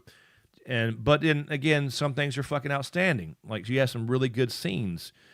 So anyway, this episode again overall for me was kind of meh. You know, the build up was cool. Again, my favorite scene again was I like Aegon now. I do. I like Aegon growing a little bit, but now he's still fucking crazy. And he still has pride, and he's still. You can argue he's the legitimate king, whatever if you're on the green side or whatever. But I did like the scene. I just want to be clear on that. I thought the scene was great, especially like the laugh. He went back to being sadistic, of course, and that's okay. But I like how him and Sunfire look the same. I thought that was good. But the writing to get there is dumb. So no, this cross stitching and embroidery, it's not wrong either way. I don't think. Let's settle this debate there. Jan's saying in the chat, it's embroidery. It is embroidery too, but that's actually called with the little circle thing, cross stitching. Correct? We were talking about this the other day because we were both laughing at each other because we could not think of that word. We were both having fucking brain farts. We were talking about the intro. And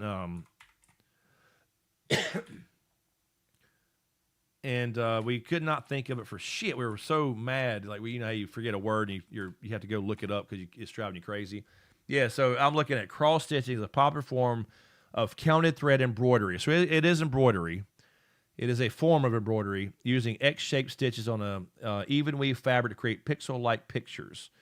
So, and there's a symbol. There's a little circle things I'm looking at with a picture beside it. So anyway, her dreams are coming out across there. Now, I did question. I will mention this too, really quick about the episode. When Rhaenyra was asking her things, how much does she know? I think she knows more than she let on. And even Rhaenyra said, "You don't know or won't say," right? So I think she's seen some more stuff than she's let on for sure. Now, does she know the ending already? Does she know all this stuff? She's getting pretty depressed about things, so she may know about all this stuff, and then and just don't want to say. And now she's kind of all alone. And Rhaenyra is her sister, but they were never close, right? Because she had already grown up and moved off when Alicent came in, being her best friend in the show. And I will say, look, I just don't want to bitch and moan about stuff either. I will say that I think, I said this before, in the show, her and Alicent being, closer as growing up actually makes it a little more better. A little more better. Actually makes it a little more dynamic, I should say, for that relationship and the Dance of the Dragons, all that stuff. It actually works a little better than the book in that situation. So you see what I mean? I'm not a book purist by any means. There are definitely some things in some of these shows, including Game of Thrones, that will work better in the show than it did the book. So that's always the case. But anyway, let's see. Cross stitch is different than embroidery. DZ Weezy says, okay. It does say there, though, Zora, that cross stitch is a form of embroidery. There you go. Whatever. Doesn't matter. It doesn't matter. It's all cool. It's a very cool intro is what I'm saying. Haymaker, Rhaenyra needs to dump her side chick. Well, yeah, it does drive me crazy a little bit because, you had this, the thing about Daemon and Rhaenyra, right? We're all cheering for it. We saw the tension there the whole time in the first season when they were younger, when we had younger Rhaenyra. And then we saw him say, "Let me marry Rhaenyra." I think he did love her. And then they finally got together when we switched over to older Rhaenyra, and they had the scene on the beach where they first, did the deed, right? It seemed like actual love. And I understand, she was in a marriage that had to be arranged, and then they had their, Laenor was a gay dude, so they had their agreements and all that stuff, and that's totally fine. And they both understood that, but they finally are able to get married after, Laena, unfortunate demise by Vhagar, and now it's like Daemon hasn't really been. I mean, if Nettles is true in the books, he may have been unfaithful there, but she has been apparently this whole time with Mysaria, or maybe that's the first time they took it that far. I don't know, but it's like, come on, man. Like kings and queens, if they marry it's kind of understood, right? That when the marriages are arranged, that there's going to be side pieces, because it's kind of like, you go do your thing, I'll do mine. We'll have some kids together. We can love each other and have fun, but we didn't fall in love. We were forced into this. This is the way it was. That's different because it's like an agreed thing. But when they loved each other, and now you get the side pieces. Whatever. But again, whatever. It's just a show. Let's see, Paula. Yeah, there is grief for an age-related illness for Germ. Yeah, I mean, for sure. I'm sure there is some of that for sure. And he says he's depressed. And look, I don't dislike George R. R. Martin. I love George R. R. Martin. He's one of my favorite authors of all time. Clearly, we built this channel off his back. He did the work, and and he was on Tolkien's back, et cetera, and all these big channels you like, and some of my YouTube friends and all that. We all used his material in some way, right, and loved it. It's just that it got a little old, especially during the last couple of years of Game of Thrones, where it's like you couldn't say anything bad about him. You couldn't criticize the author. You could only criticize Dan and Dave. You could only criticize people on the internet for having dumb theories or whatever. Or you could criticize other YouTubers, I guess. I don't know. Certain ones or whatever. But you couldn't criticize ever George R. R. Martin himself, and that's not true to me. I don't play that game. Look, you see, you get what you see with me. That's just the way it is. So when he started doing all this extra shit, I always said, do what you want. You're not my personal author. That's totally fine. But just you know, I would suggest, I would love it if you would finish the book so we can all break them down, read them, enjoy them, talk about them, all that stuff, right? But he's not. He's just decided not to do it. And there is the man, the myth, the legend, Doc Holliday. Thank you, sir, for showing up there, Doc. I think the writers are trying hard in some cases, like Sunfire wakes up when Aegon wakes up and becomes defiant and confident.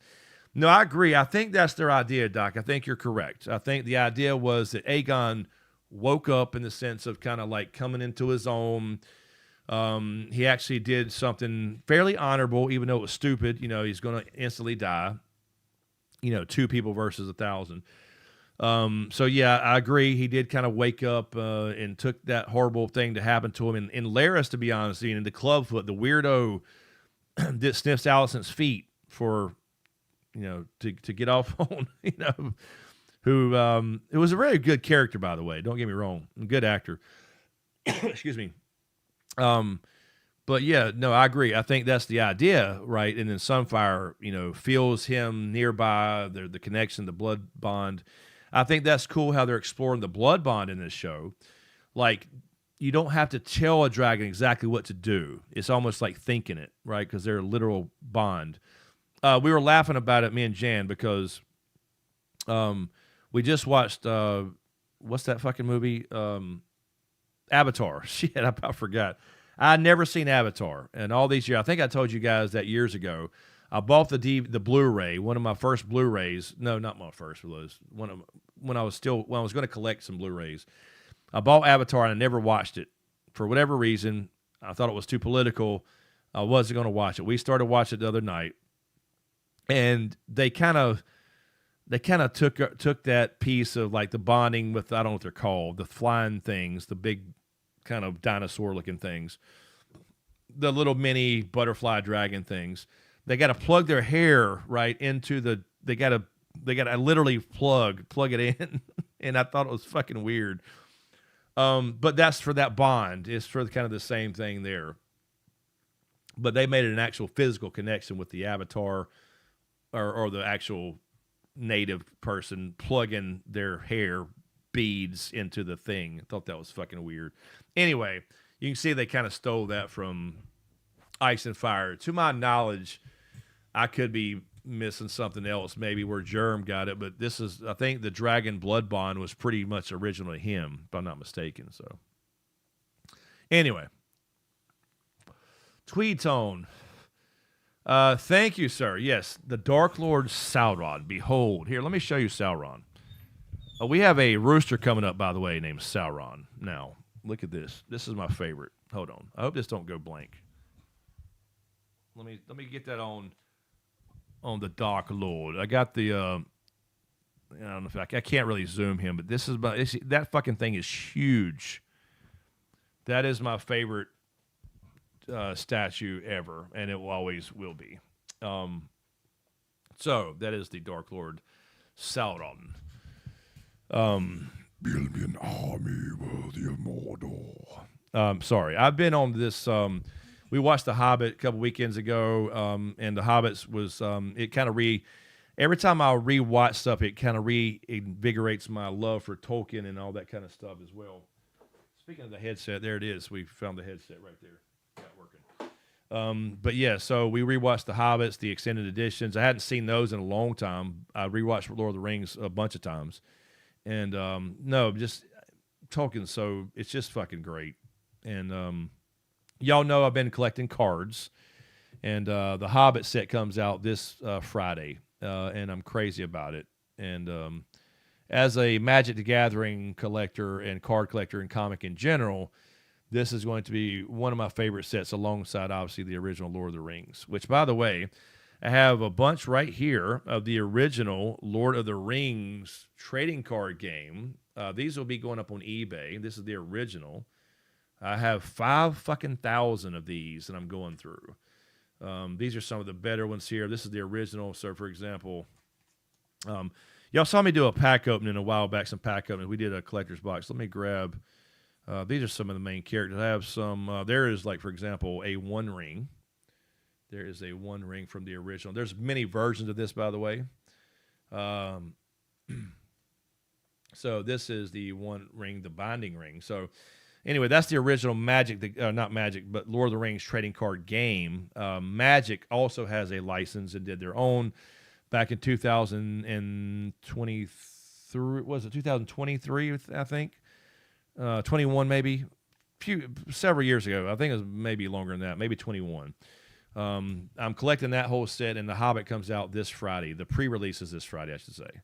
So we'll be doing some more pack openings. I got a few more Marvel packs to open too, some collector's editions. But The Hobbits, and I love fucking Smaug. And you guys know I think I played that for y'all. I played that the voiceover thing I did for my little voiceover channel. Musey, welcome in, by the way. Musey, I'm sorry, I saw you earlier. Thank you, Musey, for what was that? 250 joules. Thank you, Miss Musey. Musey's Modern Dreadfuls. Yeah, the extended editions are fucking awesome, and it was so much better than I remembered. Like, I remember Lord of the Rings was the best ever, and The Hobbit people were like, it was okay, but it wasn't good. I think they were good. Again, we watched them, the extended editions. I fucking loved it. I loved them. So it made me fall even more, kind of reinvigorated that love for Tolkien and The Hobbit itself, and not just Lord of the Rings. So I love fucking Sauron versus Galadriel in there and the whole thing. So, and Smaug, I fucking love Smaug. He is my favorite dragon. Look, I love Game of Thrones. I'm sorry, I do. I love Drogon and Tyrion and everybody and the whole thing and all these cool dragons we're seeing. Dreamfire looked really badass, but Smaug will always be my favorite dragon. I'm sorry, he's badass, and I am fire. I am death. You know, I just fucking love his voice, which is Benedict Cumberbatch. I can never say his name right. That was fucking cool. Anyway, well, thief, where are you? I hear your breath. And I can't speak right now, so anyway, I did that voiceover thing. So, anyway. And again, I talked about this before with Tolkien. I keep mentioning Tolkien and stuff. I started doing some Tolkien videos on here, but there's so many big Tolkien channels. You know, I can't compete with the lore and the knowledge of those big channels. Like Nerd of the Rings, I think he's a pretty good channel, and there's a bunch of other ones. Know their shit. Lots of really great lore videos, and I enjoyed them. But yeah. Tweed. Oh, yeah. Thank you, Tweed. Asking Prime 1. That one is not. I have some Prime 1, though. If you can see, I think this Spider-Man you can't see over here. Hold on. I'll take off his head. I have a Spider-Man head right here. This is Prime 1, I believe. This is Prime 1 Studios Spider-Man. He is off camera here. I guess I could move the camera and show him. I have a Starscream over here. I want to say one of these two is Prime 1 Studios. Sauron is...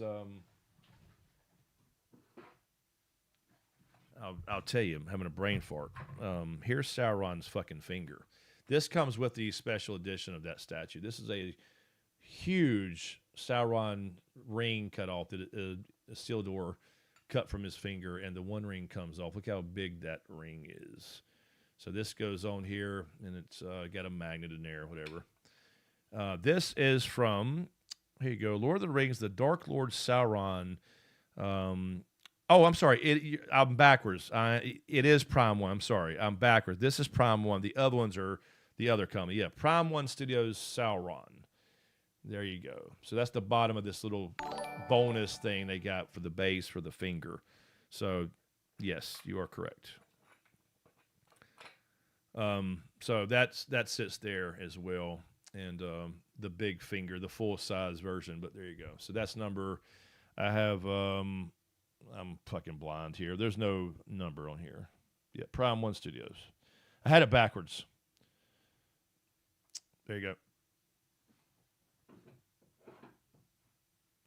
So, yes, I have my statues over here. I have, You got the Hound's helmet. I got the Infinity Gauntlet over here. The real, the stones glow and everything with batteries in them. I have Starscream over here. We'll do a thing. There's Starscream. You can see Starscream right there, and you can see Spider-Man right over here. If you can see him, I can't get this out here far enough here. There's Spider-Man there with Doc Ock, and then you see Spider-Man back there as well. That poster right back there above Sauron, by the way, is a limited edition Lord of the Rings Fellowship of the Ring poster or artwork print. This one right up there. That one. It's really a badass poster as well. So anyway. And this needs to be over here. So, yeah, the nerd room, the nerd cave. We got a little bit of everything. So I'm just getting like, over time, I'm just getting like one statue from every, like the major stuff I love. So Transformers, I got Starscream, who's my favorite. Love that name. That was the first handle I ever used on the internet back in 1990 or 91 or maybe 92, whatever year we could actually get online. Spider-Man, Marvel. Spider-Man's my favorite of all time as far as superheroes in general. Sauron from Lord of the Rings, obviously. We got Boba Fett from Doc Holliday. He gave me that helmet right there. Boba Fett's on top there. One of my favorite. That is my favorite Star Wars helmet. I got Stormtroopers. I got Iron Man. We do horror. I love horror. We got we got the real Jason. I got to get a stand for this mask. This is the real Jason mask from Part 4.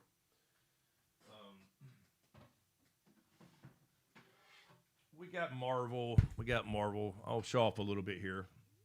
We got Iron Man Mark 3, I believe. And then over here, we got the Infinity Gauntlet. We got the Hound's helmet over here on this side of the room. I'll kind of show that real quick. That's got my Crimson Gods. There's some posters back there. There's the full Infinity Gauntlet, my book poster, and then there's the Hound's full-size helmet. And that was from the first Con of Thrones as well. And I'm trying to remember. I want to give Doc credit. Doc has supported this channel for a long time, and monetarily, and I mean for real. Doc bought me, first of all, he bought this microphone. He bought this fucking mixer for the podcast a long time ago in a galaxy far, far away. So, again, always grateful to Doc Holliday there. But at the con, this dude was trying to buy me like every sword and shit. And I'm trying to remember, Doc, you can tell me. I don't remember which one was ice. Because I have, I didn't put ice on the wall here because I didn't have room. I have Longclaw over here on the wall. And I want to say that Doc walked up with ice, if I remember correctly. He's crazy. No, sorry, I'll just take it off. No, they're all like magnetic. They're really badass. Man, I would love to make those, by the way. But anyway, so just a little bit of nerd stuff in here. So thank you, Haymaker. Tax. Sheep Stealer destroys him 1-on-1. 3v1 is bullshit. No, you're probably right. He's a little wild and crazy. So I don't know about now. Probably not. Definitely Cyrax is too small. Sea Smoke probably. I don't know if he gets Caraxes. Caraxes is pretty damn experienced, and he's got that long neck. Now that is also could be a detriment to him, but he can also get places the other can't. He couldn't faster. So I think Caraxes may take him, but the other two for sure. I agree. Moni, I need to get a monitor hooked up to a DVD player and a VCR. I have so many movies I don't want to watch anymore. I don't watch anymore being a slave to what I have available streaming. I'd much rather watch all the Lord of the Rings. No, I do. When that's the way we are. If we don't really find anything, because we like to watch a lot of documentaries. Like I said, we watch all kinds of true crime stuff and all the little mini series of documentaries. Anything documentaries I love. It's funny because we're about to watch maybe this coming weekend or something. We're going to watch this chicken documentary called Chicken People on YouTube. It's free with ads or whatever because we're crazy chicken people now. So anyway, but yeah, we just don't watch a lot of TV shows. But when we don't find nothing, I'll just start playing, or Jan, we've both done it. We start playing Lord of the Rings Fellowship or something. Yeah. and just end up watching all three again. Yeah, Craxy has a longer reach and a long neck. Yeah, and he's more experienced, you know, and him and Damon has that connection longer.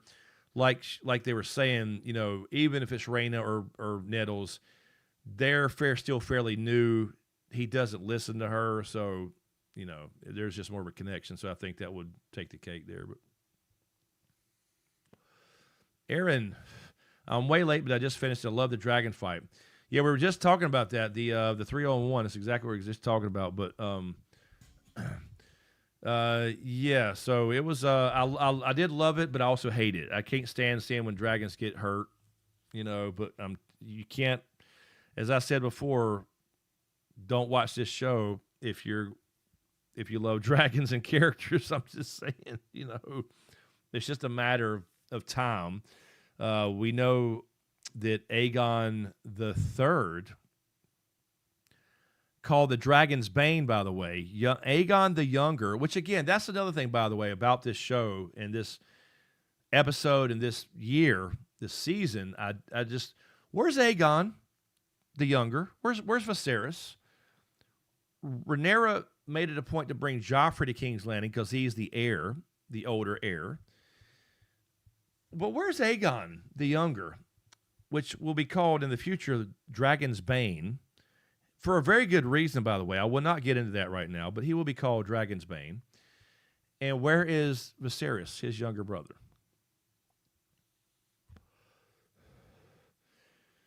Maybe he's a little wilder, Tax. We'll never really know, but yeah, maybe. Exactly, Raina. Exactly. Where the fuck is Aegon the Younger? Where's Aegon and Viserys? Are they just sitting in the Eyrie with Lady Jane still? Is that what's happening? They didn't even mention them. Not a fucking word. Like, did you forget that she has other kids with Daemon? Did we forget that? You know, that's what I'm saying. Like, that kind of stuff right there drives me crazy, you know. I mean, you don't have to have them, like, in the show. Like, look, we should have already seen Morning and Aegon fly up to King's Landing at least and say, hey, mama, something's happened. Something. Like in episode 1. You know? So, I don't know, man. It's just crazy.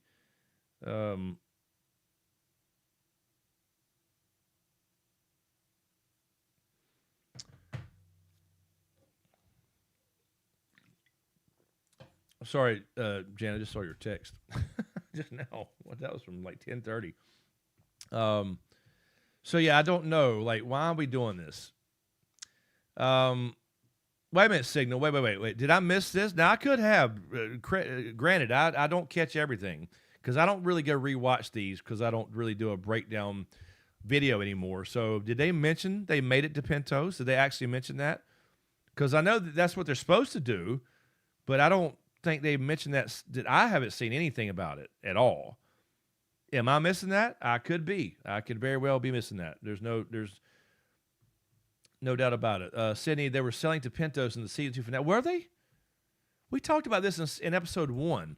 We talked about this. They didn't show them getting kidnapped and Aegon flying off on his dragon. I'm sorry, Dawn. I said Morning. Did I say Morning? That was supposed to be Raina's later. Anyway, so did it? Angie, they never mentioned it if they made it or not. Okay. So they did leave on the Gay Abandon, the ship. But we were supposed to see him in the gullet. I know he complained about that. We never heard him in the gullet battle or during that time period. So, okay. Yeah, I didn't see that at all.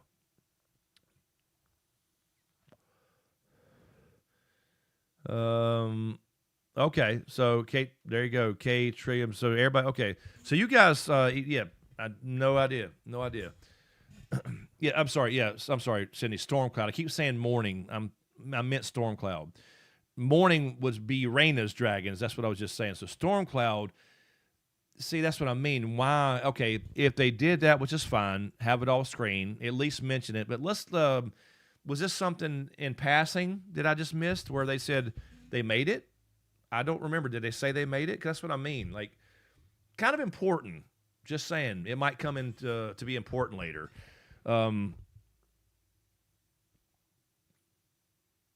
I don't know. It's crazy. Right. Exactly. Who wants it?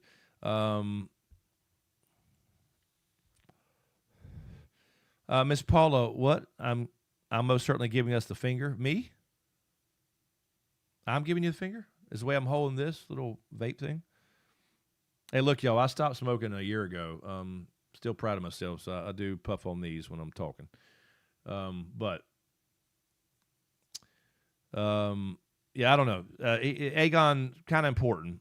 Just saying. Aegon the Younger. Anyway, so this was those little things, you know. Who wants it? I hate how they refuse to show the passage of time. Alice sent portals all around 7 to 9, 9 kingdoms. Should take 2 weeks at least to get to Harrenhal from King's Landing. King's Road has 30,000 people. Tough still. No, I agree, and I get, again. I will defend that to a degree. Who wants it? I've said this in the past, even with Game of Thrones, because there was a problem where it became a little more bothersome, especially in the later seasons. But I understand that to some degree, as long as you can kind of explain it, right? You know, she left. You got about 2 weeks travel on the road. I mean, I can buy 2 weeks between the time that they had the conversation and the time that, you know, she shows up and, you know, Helena's been there for a while now. And then maybe Rhaenyra comes in and had been talking to her a little bit over time. But it felt like that was the first time she talked to her. And then the next scene, you know, it's like 2 weeks later and you don't really know. So I get the feeling, but I get that to some degree. It is TV. You can't have it all in real time, you know, simultaneously. So I get that to some degree, but it does get on your nerves. Anyway, where was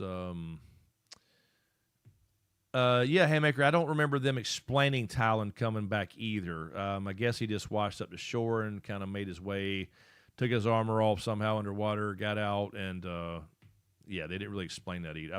Again, I could have missed it. Maybe I went up to got up and went to piss and missed something. I could have missed a line here or there for damn sure.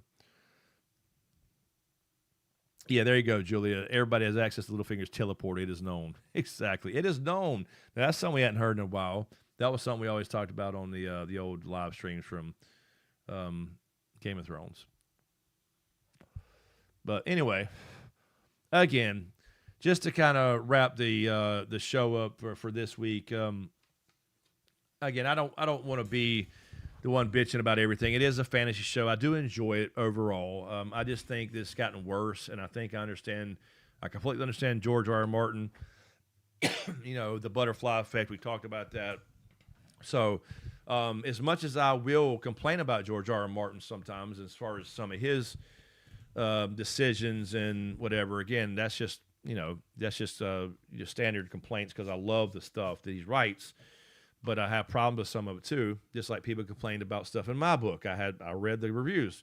It's totally fine. But yeah, they've just kind of twisted it to their own thing, and he's obviously pretty pissed about it. So if the author is pissed about it, I think we can bitch about a few things. You know what I'm saying? But again, overall, it is what it is. It's a TV show based off material we all enjoy. We're all here for the same reason. It's entertainment. It's fun to watch, and it's fun to bitch at it sometimes too. But I do just question, like, how does some things, again, there's not been any like just completely overtly dumb things for the most part, but you question some of the things about why they are even in the show, how they make it out of the writer's room. Why did Ryan Condal, of all people, who was going to be the savior, when Miguel Sapochnik left, I guess Ryan just kind of went his own direction, and a lot of it is Hollywood-ism, you know, just stuff to be doing stuff. So they let their advocacy or their stuff seep in to the writer's room, and the story goes out the fucking window. So, like the scene again with again, just to be clear, I get tired of when you can't criticize something because they'll call you like, well, you don't like to see gay people. No, there's nothing to do with that at all. it doesn't fit right there. And when that stuff creeps in, where they just want to make sure you see that because they have an agenda in the writer's room, then the story gets thrown out the window. That's what we're talking about. So when people say woke, that's what they mean for the most part. Nobody cares that Rhaenyra has a side piece with Mysaria. It doesn't fit right there. It doesn't work, and it just makes it look like you just wrote that in just for that reason, right? The lady on Lady Erin's lap, there was no reason for it at all. It was just to make us go, who is that? Why? It didn't add to the story. It just made us go, what are you putting that in there for? That's all. That's all I mean about that kind of stuff. I have no problem with Loras Tyrell, right? Any of these characters, they were like that in the books. It's just like, what is that for? And by the way, we're also bitching about kind of and again, it's just a show, but seeing Aemon and Alicent go that far, even though he thought it was her, right? So just saying, we're also bitching about stuff like that. So people will always forget about that stuff though. Anyway, just saying, again, overall, I enjoy it. It is Fire and Blood, House of the Dragon, Game of Thrones. I love the universe, love the characters for the most part. Just like everybody, I have my favorites and hate other ones in the books and the show. So is it worth watching? Yeah, of course. I love these live streams. Love hanging out, talking about it.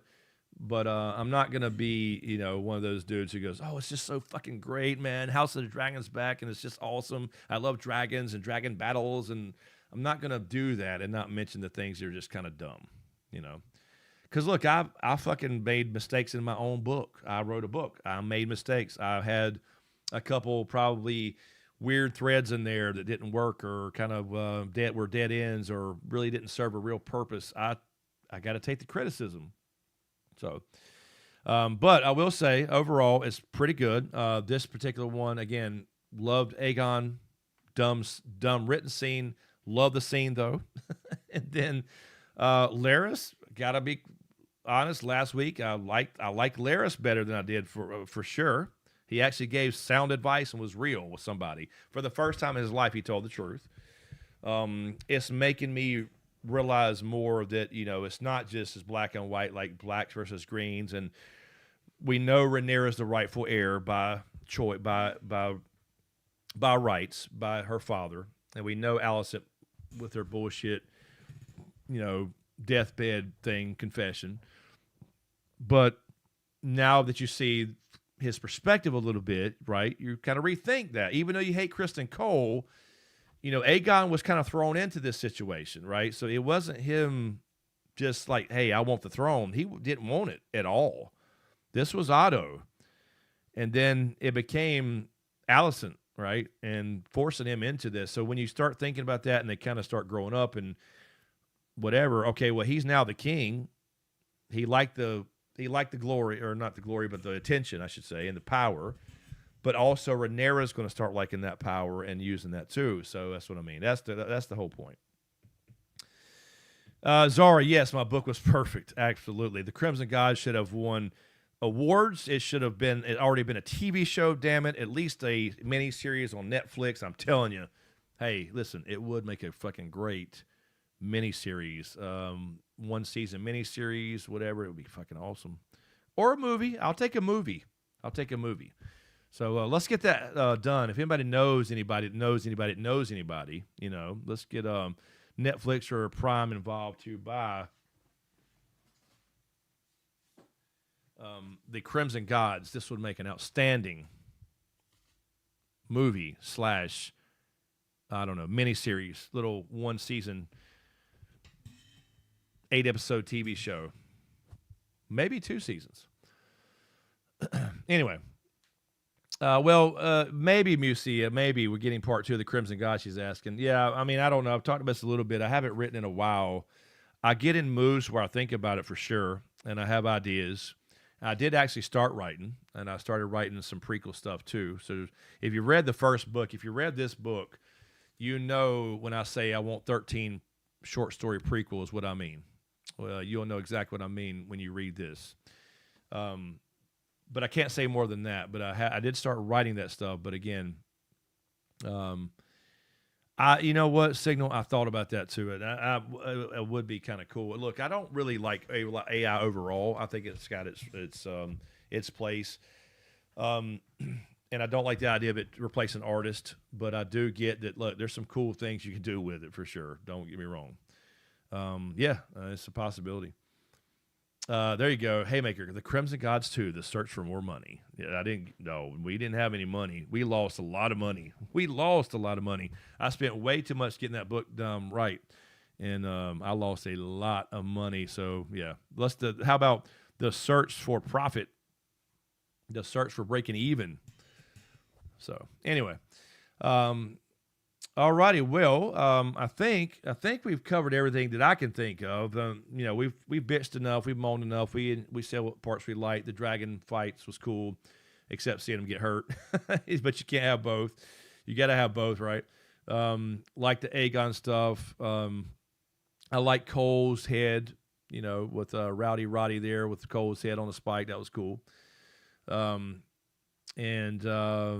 Ormond, I'm telling you, Ormond, kudos to the actor. He's fucking good. He makes me hate him.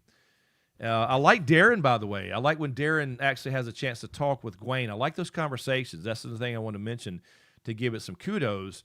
Those little conversations that are pretty quick between Darren and Gwaine are really good. Makes you wonder what's going to happen with him and Tessarion. And he is called Darren the Daring. That is his nickname later down the road. So we'll see how he gets that too. So I definitely look forward to some things for sure. Moni, do you think she said, "I'll have your son after tonight" is what snapped Aemon? Yeah, I think so. I mean, it was just really odd because their voice started to change too. So I don't know, but to be fair to Aemon and them going that far with that, was that meant to me him? I mean, he saw her. That's what he thought he saw her, but he seemed to go with it. So he's got those fucking weird mommy issues, I guess. That's the way I took it. So anyway, who wants to, I hope we get more from you though. Writing wise, I'm sure that's tough writing a book. Did you outline or germ? No, I did more of a Gardner thing. Now I did have once I got 3 or 4 chapters in, I've said this several times. There's a couple of podcasts and I did about it. I did a spoiler stream, by the way, back in the day, a live stream for spoilers. I waited several months after it released. But no, I did not plan every detail. I had some basic beats, and when I figured out the ending, about 4, maybe 6 chapters in, I knew the ending at that point. Then I wrote to that. So mostly Gardner. There was some very brief little notes, literally in Notepad of chapter 1. I need to get these several things done. Chapter 1, chapter 6, 7, 8, 9, all the way through however many it took, and I ended up with, I think, 42 chapters. So more of a Gardner with a little bit of really vague beats to hit, and then I wrote to those beats between them, and then to the ending. So what I end up with, there's my note from the author. Look, I still got coming soon, TBA. Fade is another one. Acknowledgements. What was my last chapter? A New Day is the last chapter. I didn't call it chapter with a number there. 47. A New Day would be chapter 46 is the last actual chapter, and then the last one is called A New Day. It does have a number. So there's the last chapter called A New. If you can see that there, I can't do it this way. A New Day would be the last chapter. So, and there you go. So. Maybe one day, but it takes a lot of effort. So, yeah, I like the Darren actor. I think he's good, for sure. I want to see his hair growing in. Why not? Let's see it growing in. Let's see his roots coming out there. They should be changing that. There's no reason to keep it colored anymore.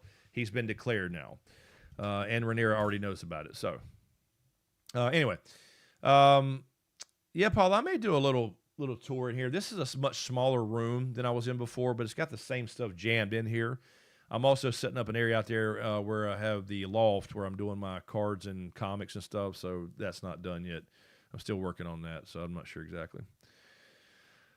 Anyway, what's up, his ham? What's going on, man? Yes, Moni. That's what I'm saying. So I wrote. By the time I got into about, like I said, I can't remember exactly, but like 6 or 7 chapters in, 4, 5, 6. I think it was like 6 chapters in. I knew what it was going to be, and then I thought about the ending, and I knew exactly that ending. I knew exactly how. If you know the ending, let's just say the part on the Queen's Tower. When I got that in my head, I knew I was writing to that, and that's what I did. So then there were some other things that popped in, little like beats of the story, like major beats or whatever, or even some minor beats that I said, okay, this has to happen. So I'd have little notes for this. I need to, in this chapter, here's my, like each chapter had a couple little bullet points that said, okay, in this chapter, I have to accomplish these couple things, right? To progress the story. So other than that, though, there was no outlines. Just very, very rough. Thank you, Aaron. I appreciate it. No, it was. I am proud of it. I am proud of it. It's fun to see it happen. It's the first time to open that book and for people to enjoy it.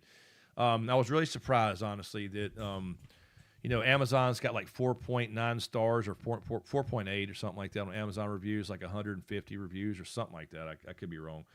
But it was fun. It was very cool, and I'm glad I did it. And I would love to do it again. It's just a matter of, it's not realistic when you're trying to make a living. It's not realistic to think you can make a living writing for most people until you have about 20 books out. You cannot do it unless you get extremely lucky and get somebody likes your story. Netflix comes calling, or you try to push it out there to somebody like that. I would love to do that. I would love to get this, by the way, converted to graphic novel series. I think it'll be a good set of 5 or 6 or 8 graphic novels. I think that would be fun to do. I've talked about that before with, I tried to reach out to the Rippaverse people, which is Eric July. He's never responded. And every time I go to their site, Rip a Send, it doesn't work. I get an error. I cannot send a message. So that would be fun too. But anyway, his ham, the reappearance of Sunfire is not reasonable. Do you think? Yeah, we talked about that earlier. His ham, we're about to get out of here now, so I hate you're late there. But I was saying I enjoyed the scene, but the writing to get there was dumb. It just happened to work out that way. That's what I mean. In this show, there's too much assumption and not enough confirmation, or luck, just complete luck. So yeah. It's kind of weird. It was kind of weird. I did enjoy it once it happened, but the way they got there, just complete happenstance, was crazy. So I agree to that extent.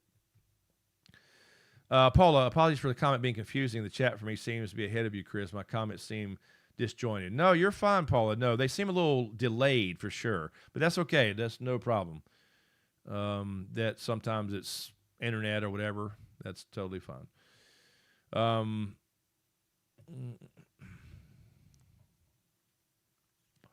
Yeah, who wants it? Congrats on quitting smoking as well. Lucy say me, I feel so much better. I don't feel any different. I just got fatter. I really don't. I mean, I have less congestion and I smell. I don't stink and all that. Yeah, all that good stuff. Don't get me wrong. I know it's a great thing, but yeah, all that stuff it's just horrible. It's nasty. But I mean, I'm proud I did it finally on my 50th birthday. Who wants to be like Germ, expanding the book when it should be coming to a close. Writing POV style will be tough as hell.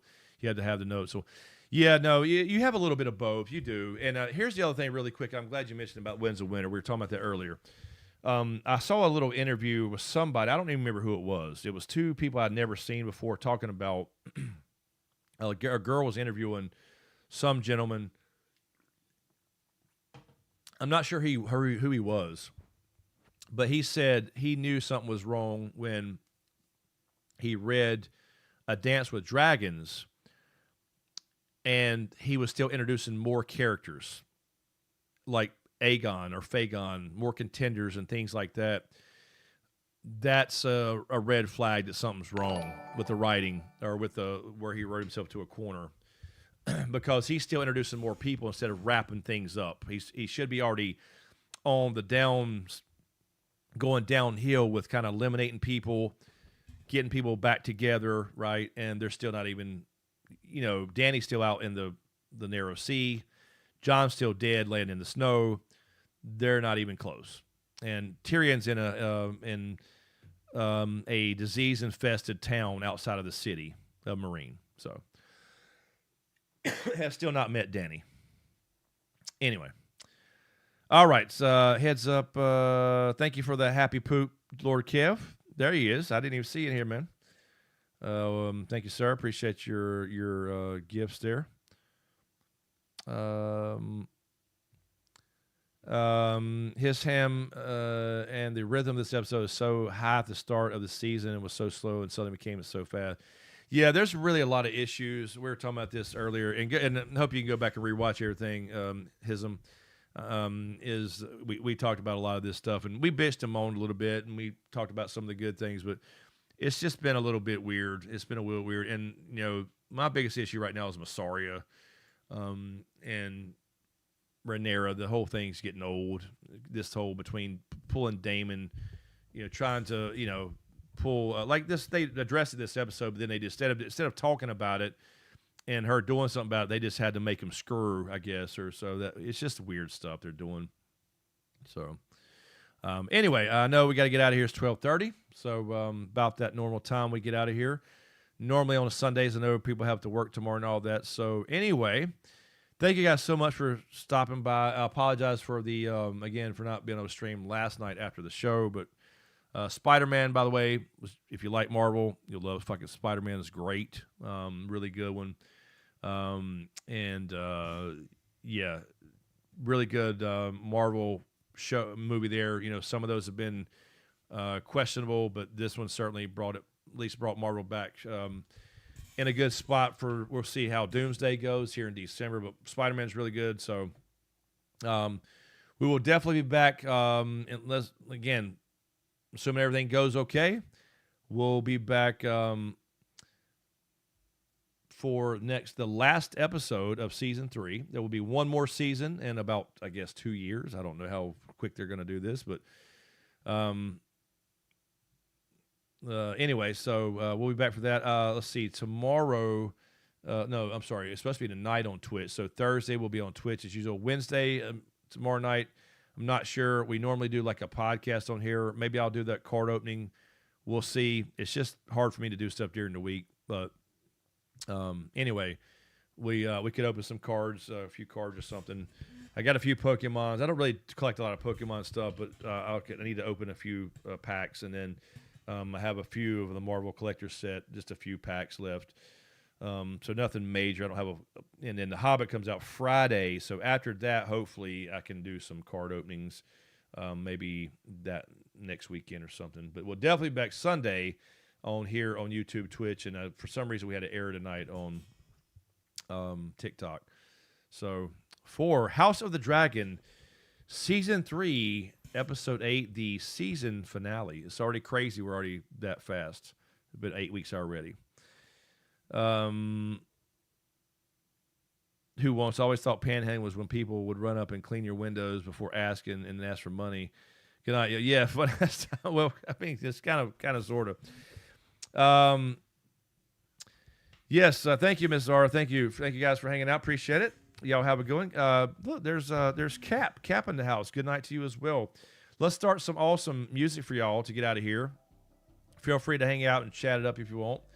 I'll leave it up for a minute, but thank you guys. We will see you guys next week for the season finale, and we might see you Thursday on Twitch if you want to jump over there, and we'll talk about whatever while we're playing DBD and Daisy and the whole thing. So appreciate it, guys. Appreciate all the gifts and all that as well. Thanks for watching, and we'll see you next time. Peace.